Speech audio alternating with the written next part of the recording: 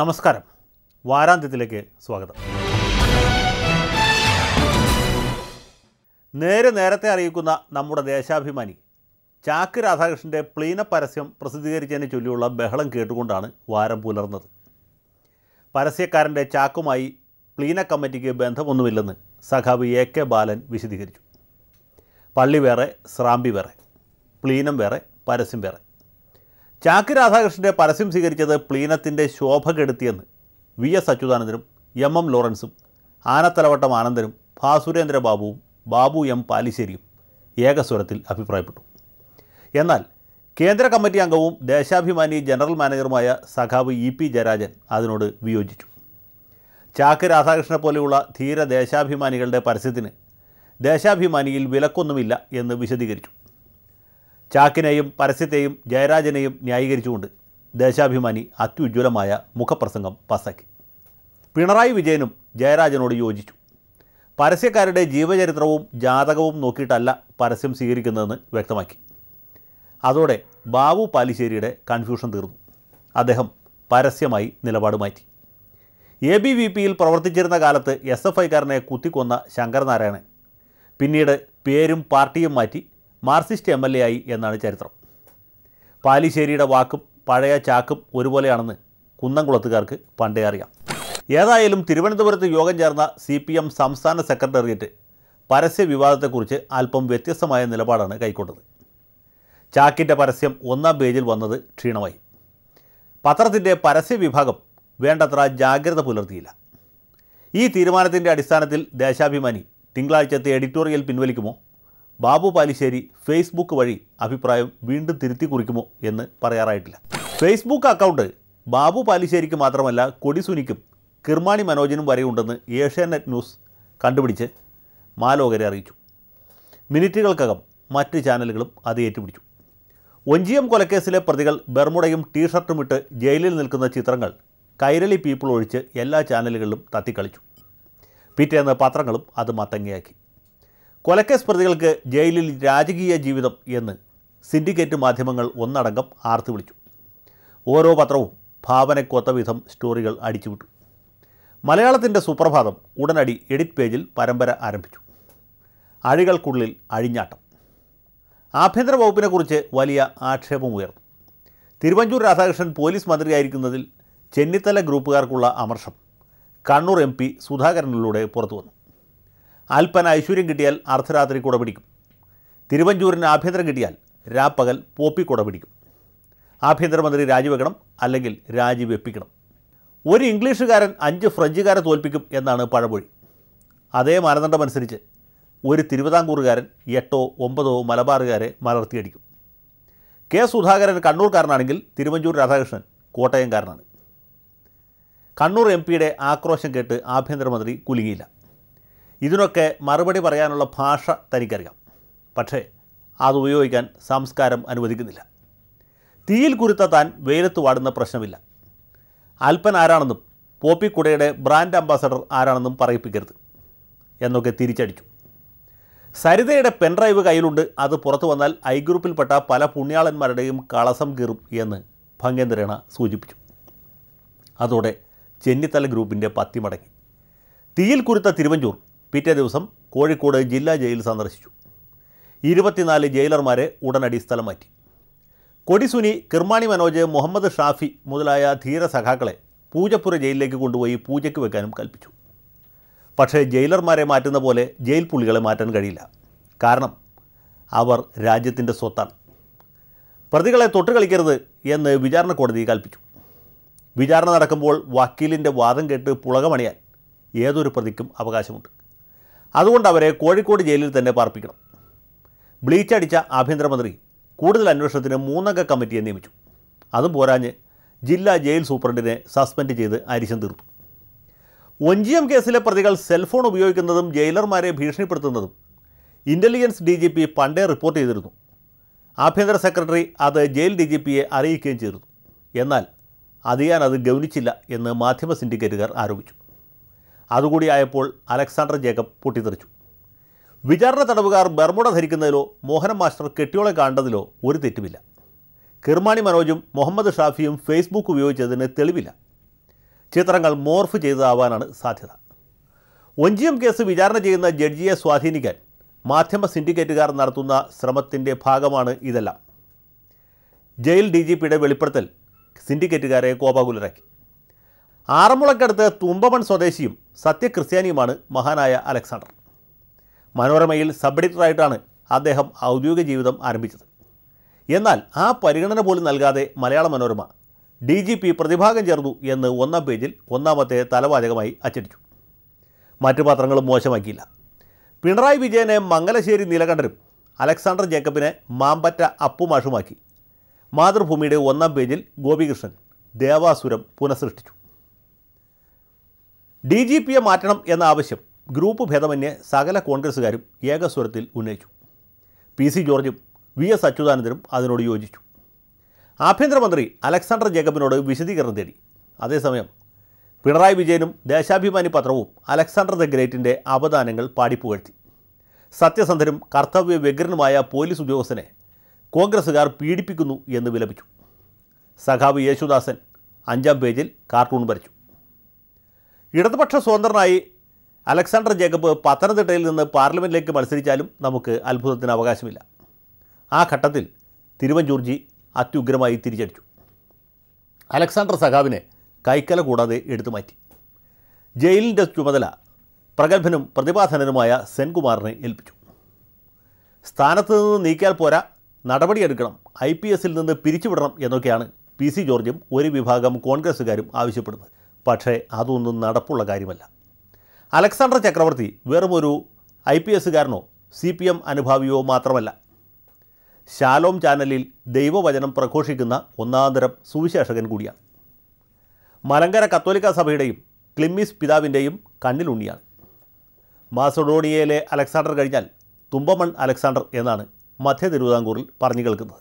Tomin തച്ചങ്കരിയെയും Alexander ജേക്കബിനെയും പോലെയുള്ള പെരിച്ചാഴികൾ അരങ്ങ് വാഴുന്ന കാലത്ത് സത്യസന്ധനായതുകൊണ്ട് മാത്രം കാക്കി അണിയാൻ പറ്റാത്ത ഒരു IPSകാരനെ പരിചയപ്പെടുത്തുന്നു മംഗളത്തിൻ്റെ വാരാന്ത്യ പതിപ്പ്. ഈരാറ്റുപേട്ടക്കാരൻ ഡോക്ടർ ജേക്കബ് തോമസ്. വനിതാ കമ്മീഷനിലും ഹോർട്ടികോർപ്പിലും സിവിൽ സപ്ലൈസിലും ചലച്ചിത്ര വികസന കോർപ്പറേഷനിലുമൊക്കെയാണ് ഇദ്ദേഹത്തിൻ്റെ സേവനം സർക്കാർ പ്രയോജനപ്പെടുത്തിയത്. ഇടതുപക്ഷം ഭരിച്ചാലും വലതുപക്ഷം ഭരിച്ചാലും ഇതുപോലെയുള്ളവർക്ക് ഒരു രക്ഷയും ഉണ്ടാവില്ല. ചക്കിട്ടപ്പാറയിൽ ബെല്ലാരി കമ്പനിക്ക് ഖനനാനുമതി നൽകിയ പ്രശ്നത്തെക്കുറിച്ച് അന്വേഷണം നടത്താത്തത് കോൺഗ്രസ് നേതാക്കളെ ഖിന്നരാക്കി. കരീം കുഞ്ഞാലി അച്യുതണ്ടിനെക്കുറിച്ച് മാധ്യമ സിൻഡിക്കേറ്റുകാർ കിംവദന്തി പ്രചരിപ്പിക്കുന്നതിനിടയിൽ മഹാത്മാ ഹസൻ അന്വേഷണം ആവശ്യപ്പെട്ടു. പിന്നാലെ രമേശ് ചെന്നിത്തലയും VM സുധീരനും അതുതന്നെ ആവർത്തിച്ചു. UDFൽ ചർച്ച ചെയ്ത ശേഷം തീരുമാനമെടുക്കും, കുറ്റവാളികളെ വെറുതെ വിടില്ല എന്ന വായ്ത്താരി ഉമ്മൻചാണ്ടി ആവർത്തിച്ചു. ഒടുവിൽ വിജിലൻസ് അന്വേഷണത്തിന് ഉത്തരവിട്ടു. കേസ് CBIക്ക് വിടാത്തത് കരീമിനെ രക്ഷിക്കാൻ വേണ്ടിയാണ്. വിജിലൻസ് അന്വേഷണം കൊണ്ട് ഒരു ഫലവുമില്ല എന്ന് ഒരു കൂട്ടർ അപ്പോഴും ആക്ഷേപിച്ചു. ചക്കിട്ടപ്പാറയെ ചക്കയിട്ട പാറയാക്കിക്കൊണ്ട് മംഗളത്തിൻ്റെ ഒന്നാം പേജിൽ സക്കീർ ഹുസൈൻ കാർട്ടൂൺ വരച്ചു. ബാലകൃഷ്ണപിള്ളയുടെ മരുമകൻ T ബാലകൃഷ്ണനാണ് എളമരത്തെയും കുഞ്ഞാപ്പയെയും വിളക്കി ചേർത്ത വികസന നായകൻ. നമ്മുടെ മാധ്യമങ്ങൾ അദ്ദേഹത്തെ മറന്നുകളഞ്ഞു. തിരുവനന്തപുരത്ത് വിമാനമിറങ്ങിയ മുഖ്യമന്ത്രി സ്റ്റേറ്റുകാർ കിട്ടാഞ്ഞതുകൊണ്ട് ക്ലിഫ് ഹൗസിലേക്ക് പോകാൻ ടാസ്ക് പിടിച്ചത് ഇവിടുത്തെ പത്രങ്ങൾ വലിയ സംഭവമാക്കി. ഭരണം അത്ര മോശമായതുകൊണ്ടാണ് ഉമ്മന് ടാക്സി പിടിക്കേണ്ടി വന്നത് എന്ന് ആക്ഷേപമുണ്ടായി.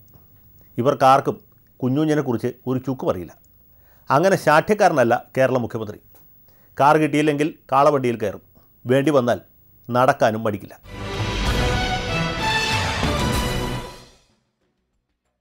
ലാവ്ലിൻ കേസിൽ നിന്ന് തടിയൂരിയ പണക്കാരുടെ പടത്തലവൻ പാർട്ടി സഖാക്കളുടെ സ്വീകരണങ്ങൾ ഏറ്റുവാങ്ങിക്കൊണ്ട് ജൈത്രയാത്ര തുടരുകയാണ്. പാർട്ടിയെ തകർക്കാനുള്ള ഗൂഢാലോചനയുടെ ഭാഗമായിരുന്നു ലാവ്ലിൻ കേസെന്ന് വിജയേട്ടൻ ചെല്ലുന്നിടത്തൊക്കെ വിശദീകരിക്കുന്നുണ്ട്. കറതീർന്ന പാർട്ടിക്കാർ പോലും അത് കേൾക്കുമ്പോൾ അറിയാതെ ചിരിച്ചു പോകും. വിജയേട്ടൻ്റെ ഓരോ തമാശകൾ. സൂര്യനെല്ലി കേസിൽ പ്രൊഫസർ PJ കുര്യനെ കുറ്റവിമുക്തരാക്കും മുമ്പ് പെൺകുട്ടിയുടെ വാദം കേൾക്കാഞ്ഞത് ശരിയായില്ലെന്ന് ഹൈക്കോടതി കണ്ടെത്തി.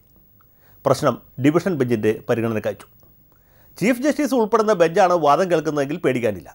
മലയാള മനോരമയുടെയും മാർത്തോമ മെത്രാപോലീത്തയുടെയും അകമഴിഞ്ഞ പിന്തുണയാണ് കുര്യൻ സാറിൻ്റെ പിൻബലം.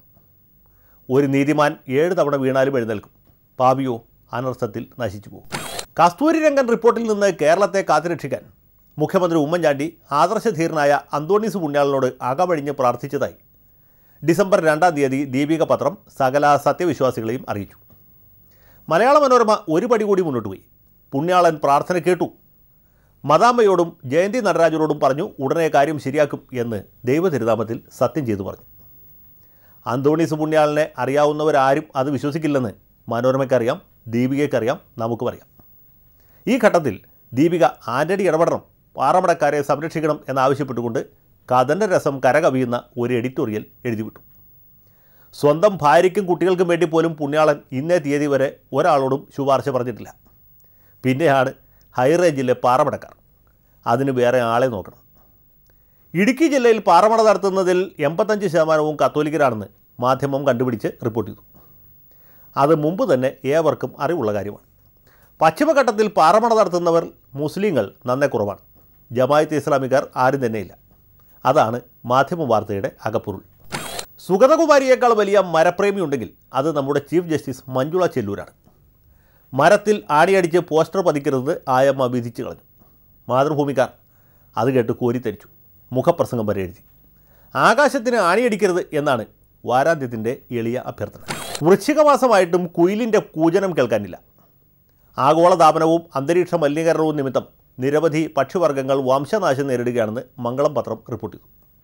കാക്കയും കുയിലും കാക്കത്തമ്പുരാട്ടിയും അങ്ങാടി കുരുവിയുമൊക്കെ ഈ കൂട്ടത്തിലുണ്ട്. വിവരം ചീഫ് ജസ്റ്റിസിനെ അറിയിച്ചാൽ മതി. മാൻഡമസ് റിട്ട് മുഖേന അവർ പക്ഷികളെ രക്ഷിക്കും. ഒറ്റ വൈക്കോൽ വിപ്ലവത്തിൻ്റെ പ്രചാരകനായിരുന്ന മസനാബ ഫുക്കുവോക്കയുടെ ജന്മശതാബ്ദി ചാന്ദ്രിക ആഴ്ചപ്പതിപ്പ് വളരെ കാര്യമായി ആഘോഷിച്ചു.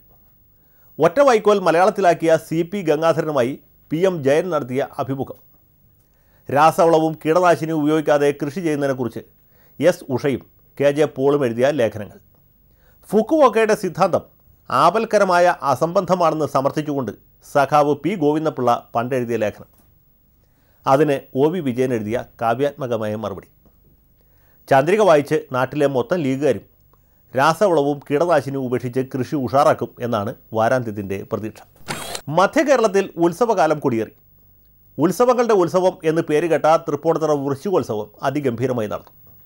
ഇനി മച്ചാട് മാമാങ്കം, വല്ലങ്ങിവേല, ഉത്രാളിക്കാവ് പൂരം, ചെനക്കത്തൂർ പൂരം, ആറാട്ടുപുഴ പൂരം, പിന്നെ പൂരങ്ങളുടെ പൂരം എന്ന് പേരുകേട്ട തൃശ്ശൂർ പൂരം. ഒപ്പം കാഞ്ഞൂർ പള്ളിയിലെ വിളിച്ചു വിളിക്കേട്ട വിശുദ്ധ സെബസ്റ്റ്യാനോസിൻ്റെ അമ്പുപെരുന്നാൾ, ഇടപ്പള്ളി പള്ളിയിൽ കുതിരപ്പുറത്ത് കുന്തം പിടിച്ചിരിക്കുന്ന ഗീവർഗീസ് പുണ്യാളിൻ്റെ പെരുന്നാളും 8-ാം ഇടവും, കാഞ്ഞിരമറ്റം പള്ളിയിലെ കൊടികുത്തും ചന്ദനക്കുടവും, തൃശ്ശൂർ ആറാട്ടുപുഴ പൂരങ്ങളുടെയും തൃപ്പൂണിത്തുറ, എറണാകുളം, ഇരിങ്ങാലക്കുട ഉത്സവങ്ങളുടെയും അവിഭാജ്യ ഘടകമാണ് പെരുവനം കുട്ടന്മാരാർ. ചെണ്ടയ്ക്ക് മീതെ വാദ്യമില്ല, കുട്ടന്മാരാർക്ക് മീതെ മേളക്കാരില്ല എന്നാണ് പൂരപ്പറമ്പിലെ പുതുമൊഴി. മേള പ്രജാപതി എന്ന് പേരുകേട്ട കുട്ടന്മാരാർ ഷഷ്ട്യബ്ദപൂർത്തിയിലെത്തി. തൃപ്പൂണിത്തുറ ഉത്സവത്തോടനുബന്ധിച്ച് നടന്ന പിറന്നാളാഘോഷത്തിൽ മട്ടന്നൂർ ശങ്കരൻകുട്ടി മുഖ്യാതിഥിയായി എത്തി. മേളപ്പെരുക്കം എന്ന് പേരിട്ട പെരുവനത്തിൻ്റെ ജീവിതകഥ ശ്രീവത്സൻ J മേനോന് നൽകി പ്രകാശിപ്പിക്കുകയും ചെയ്തു. സിനിമാ നടൻ ജയറാമിനും ഫുട്ബോൾ താരം പാപ്പച്ചനും പിന്നാലെ മരാമത്ത് മന്ത്രി ഇബ്രാഹിം കുഞ്ഞ് ചെണ്ട കൊട്ടാൻ തുടങ്ങി. ആലുവ ഉപജില്ലാ കലോത്സവം മന്ത്രി ചെണ്ട കൊട്ടി ഉദ്ഘാടനം ചെയ്തതായി മാതൃഭൂമിയിൽ വാർത്ത കണ്ടു. നിലവിളക്ക് കൊളുത്താത്ത ലീഗുകാർ ക്ഷേത്രവാദ്യമായ ചെണ്ട കൊട്ടുന്നത് ഷിർക്കും ഖുറാഫത്തുമല്ലേ എന്ന് സംശയമുണ്ട്. ഇബ്രാഹിം കുഞ്ഞിൻ്റെ സ്ഥാനത്ത് അബ്ദുറബ്ബായിരുന്നെങ്കിൽ കലാമേള ദഫ് മുട്ടിയെ ഉദ്ഘാടിക്കുമായിരുന്നുള്ളൂ. നോട്ടീസും ലഘുലേഖകളും പത്രത്തോടൊപ്പം വിതരണം ചെയ്യുന്നത് പത്രമുതലാളിമാരെ കുപിതരാക്കി. ഡിസംബർ 3-ാം തീയതി മലയാള മനോരമ 1-ാം പേജിൽ ദണ്ഡപാണി അസോസിയേറ്റ്സിൻ്റെ വക്കീൽ നോട്ടീസ് പരസ്യപ്പെടുത്തി. അന്ന് തന്നെ മാതൃഭൂമി 9-ാം പേജിൽ രത്നസിംഗ് അസോസിയേറ്റ്സിൻ്റെ നോട്ടീസും അച്ചടിച്ചു. ദോഷം പറയരുതല്ലോ, 2 പത്രത്തോടൊപ്പം നോട്ടീസുണ്ടായിരുന്നു. തരുൺ തേജ്പാലിൻ്റെ കാര്യം തീരുമാനമായി. മുൻകൂർ ജാമ്യ ഹർജി തള്ളി. പോലീസ് കസ്റ്റഡിയിലേക്ക് വിട്ടുകൊടുത്തു. തവളപിടുത്തക്കാരോടൊപ്പമാണ് അദ്ദേഹത്തെ സെല്ലിൽ അടച്ചത്. അവിടെയാണെങ്കിൽ AC പോയിട്ട് ഫാൻ പോലുമില്ല. മൂട്ടയുടെ ശല്യമുണ്ടാകാനും സാധ്യതയുണ്ട്. ഇതിനാണ് മൂവാറ്റുപുഴ കോതമംഗലം ഭാഗത്തുള്ള ആളുകൾ ഭരണകൂട ഭീകരത എന്ന് പറയുന്നത്.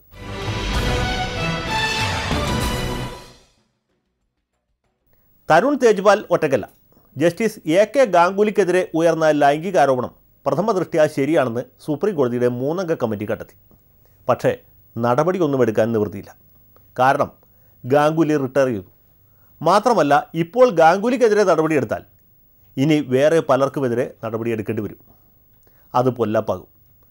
ബംഗാൾ മനുഷ്യാവകാശ ചെയർമാൻ സ്ഥാനം രാജിവെക്കണമെന്ന് തൃണമൂൽ കോൺഗ്രസ് ആവശ്യപ്പെട്ടെങ്കിലും ഗാംഗുലി വഴങ്ങിയിട്ടില്ല. പെണ്ണ് കേസ് വേറെ, മനുഷ്യാവകാശം വേറെ.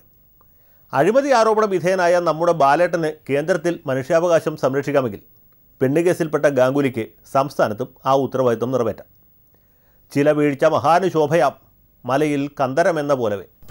ഗാംഗുലിക്കും തേജ്പാലിനുമെതിരായ ആരോപണങ്ങൾ ജമ്മു കാശ്മീരിലെ കുഞ്ഞാലിക്കുട്ടി എന്നറിയപ്പെടുന്ന കേന്ദ്രമന്ത്രി ഫാറൂഖ് അബ്ദുള്ളയെ ഭയപ്പെടുത്തി. അദ്ദേഹം ഉള്ള കാര്യം തുറന്നു പറഞ്ഞു. പെണ്ണുങ്ങളോട് മിണ്ടാൻ ഇപ്പോൾ പേടിയാണ്. അത് വിവാദമായപ്പോൾ അബ്ദുള്ള ഖേദം പ്രകടിപ്പിച്ച് തടി സബൂറാക്കി. പെണ്ണുങ്ങളോട് മിണ്ടണോ വേണ്ടയോ എന്ന കാര്യം ഇതുവരെ തീരുമാനിച്ചിട്ടില്ല. 5 സംസ്ഥാനങ്ങളിലെയും വോട്ടെടുപ്പ് പൂർത്തിയായി. കോൺഗ്രസ് ഭരിക്കുന്ന രാജസ്ഥാനിലും ഡൽഹിയിലും കനത്ത പോളിംഗ് ഉണ്ടായി. ഭരിക്കുന്ന സർക്കാരിനോടുള്ള മതിപ്പ് കൊണ്ടാണ് വോട്ടർമാർ തടിച്ചുകൂടിയതെന്ന് അഹിംസ പാർട്ടിക്കാർ വ്യാഖ്യാനിക്കുന്നതിനിടെ എക്സിറ്റ് പോൾ ഫലങ്ങൾ പുറത്തു വന്നു. മധ്യപ്രദേശിൽ കനത്ത ഭൂരിപക്ഷത്തോടെയും ഛത്തീസ്ഗഡിൽ കേവല ഭൂരിപക്ഷത്തോടെയും BJP അധികാരം നിലനിർത്തും. രാജസ്ഥാനിൽ കോൺഗ്രസിൻ്റെ അടപ്പ് തെറിക്കും, BJP തിരിച്ചു വരും. ഡൽഹിയിലും അഹിംസാ ഭരണം അവസാനിക്കും. ഷീല ദീക്ഷിത് തോൽക്കും. ആർക്കും വ്യക്തമായ ഭൂരിപക്ഷം ഉണ്ടായെന്ന് വരില്ല. എങ്കിലും BJP ആയിരിക്കും ഏറ്റവും വലിയ ഒറ്റകക്ഷി. നമ്മുടെ തമ്പിച്ചായൻ്റെ വീക്ക് ഒരു പടി കൂടി മുന്നോട്ട് പോയി. ഡൽഹിയിലും BJP കേവല ഭൂരിപക്ഷം നേടും. ആം ആദ്മിക്കും പിന്നിൽ കോൺഗ്രസ് 3ാം സ്ഥാനത്താകും എന്ന് പ്രവചിച്ചു. വീക്ക് പോലും കൈവിട്ടു എങ്കിലും കോൺഗ്രസിന് കുലുക്കമില്ല. എക്സിറ്റ് പോൾ ഫലങ്ങളെ പാർട്ടി അവജ്ഞയോടെ തള്ളിക്കളഞ്ഞു. ഈ പ്രവചനങ്ങൾക്ക് സ്ഥാനം ചവറ്റുകോട്ടയിലാണെന്ന് ദിഗ്വിജയ് സിംഗ് ആക്രോശിച്ചു. ഈ വാരാന്ത്യം പ്രേക്ഷകരിലെത്തുമ്പോഴേക്കും കോൺഗ്രസ് ആണോ എക്സിറ്റ് പോളാണോ ചവറ്റുകോട്ടയിൽ എന്ന കാര്യം തീരുമാനമായിട്ടുണ്ടാകും. എക്സിറ്റ് പോൾ ഫലങ്ങൾ പോപ്പുലർ ഫ്രണ്ടുകാരെ ആശങ്കാകുലരാക്കിയെങ്കിലും അവർ ആശ കൈവിട്ടില്ല. പൊതു തെരഞ്ഞെടുപ്പിന് ഇനി 3 മാസം കൂടിയുണ്ട്. കോൺഗ്രസിന് നന്നാവാൻ ഇനിയും സമയമുണ്ട് എന്ന് തേജസ് എഡിറ്റോറിയൽ എഴുതി. 3 മാസമല്ല, 3 കൊല്ലം കിട്ടിയാലും അഹിംസ പാർട്ടി നന്നാവാൻ ഒരു സാധ്യതയുമില്ല. പോപ്പുലർ ഫ്രണ്ടിൻ്റെ വടിവാൾ മാത്രമാണ് നമുക്കിനി ആശാകേന്ദ്രം. മദാമ്മ ഗാന്ധിക്ക് $200 മില്യൺ വിലമതിക്കുന്ന സ്വത്തുണ്ടെന്ന് ഹാഫിംഗ്ടൺ പോസ്റ്റ് വെളിപ്പെടുത്തി. ബ്രിട്ടനിലെ എലിസബത്ത് രാജ്ഞിയേക്കാൾ സമ്പന്നയാണ് മിലാനിലെ ഈ പച്ചക്കറി കടക്കാരൻ്റെ മകൾ. കോൺഗ്രസ്സുകാർ ഈ വാർത്തയോട് രൂക്ഷമായി പ്രതികരിച്ചു. ഒടുവിൽ ന്യൂസ് പോർട്ടൽ വാർത്ത പിൻവലിച്ചു. മദാമ്മയുടെ സ്വത്ത് അളന്ന് തിട്ടപ്പെടുത്തിയിട്ടില്ല എന്ന് വ്യക്തമാക്കി. അത് 200 മില്യണിൽ കുറയാൻ സാധ്യതയില്ല. മരുമകൻ റിയൽ എസ്റ്റേറ്റിൽ നിന്ന് സമ്പാദിച്ചതോടുകൂടി ചേർത്താൽ ഇന്ത്യ രാജ്യം വിലയ്ക്ക് വാങ്ങാൻ സാധിച്ചേക്കും. നെൽസൺ മണ്ടേലയുടെ ചരമ വാർത്ത കേട്ടുകൊണ്ടാണ് വാരം പൊലിയുന്നത്. പത്രങ്ങളൊക്കെ കാവ്യാത്മകമായ തലവാചകങ്ങൾ ചമച്ചിട്ടുണ്ട്. വിട എന്ന് ദേശാഭിമാനി, യുഗാന്ത്യം എന്ന് മംഗളം, സൂര്യാസ്തമയം എന്ന് തേജസ്, ഒരു യുഗത്തിൻ്റെ അന്ത്യം എന്ന് ജന്മഭൂമി, വിമോചകൻ വിടവാങ്ങി എന്ന് ചന്ദ്രിക, മറഞ്ഞു വിമോചന സൂര്യൻ എന്ന് മാതൃഭൂമി, പൊലിഞ്ഞു വിമോചന താരകം എന്ന് മാധ്യമം, മണ്ടേല ഇനി മഹാത്മാ എന്ന് മലയാള മനോരമ. അമേരിക്കൻ പ്രസിഡന്റ് മുതൽ നെടുമ്പാശ്ശേരി പഞ്ചായത്ത് പ്രസിഡന്റ് വരെ മണ്ടേലയുടെ മരണത്തിൽ അനുശോചിച്ചു. പത്രങ്ങൾ ഒരുപാട് സ്ഥലം അദ്ദേഹത്തിന് വേണ്ടി ചെലവഴിച്ചു. മലയാള മനോരമ മുതൽ തേജസ് വരെയും മാതൃഭൂമി മുതൽ ജന്മഭൂമി വരെയുമുള്ള പത്രങ്ങൾ മണ്ടേലയെ പ്രകീർത്തിച്ച് എഡിറ്റോറിയൽ എഴുതി. ഡിസംബർ 7-ാം തീയതി നെൽസൺ മണ്ടേലയെക്കുറിച്ച് മുഖപ്രസംഗം എഴുതാഞ്ഞ ഒരേ ഒരു പത്രം സഖാവ് ബിനോയ് വിശ്വം പത്രാധിപരായി പരിലസിക്കുന്ന ജനയുഗം മാത്രമാണ്. മണ്ടേലയെക്കുറിച്ച് എങ്ങനെ എഡിറ്റോറിയൽ എഴുതിയാൽ പത്രത്തിൻ്റെ പ്രചാരം കുറഞ്ഞു പോകും എന്നാണ് അദ്ദേഹത്തിൻ്റെ ഭയം. എല്ലാ മുഖപ്രസംഗങ്ങളെക്കാളും ശ്രദ്ധേയമായി തോന്നിയത് ഹിന്ദുവിൻ്റെ എഡിറ്റ് പേജിൽ സുരേന്ദ്രൻ വരച്ച കാർട്ടൂണാണ്. നെൽസൺ മണ്ടേലയെ അഭിവാദ്യം ചെയ്തുകൊണ്ട് ഈ വാരാന്ത്യം ഇവിടെ സമ്പൂർണ്ണമാകുന്നു. 5 സംസ്ഥാനങ്ങളിലെ തെരഞ്ഞെടുപ്പ് ഫലങ്ങളുമായി അടുത്തയാഴ്ച വീണ്ടും കാണാം. നന്ദി, നല്ല നമസ്കാരം.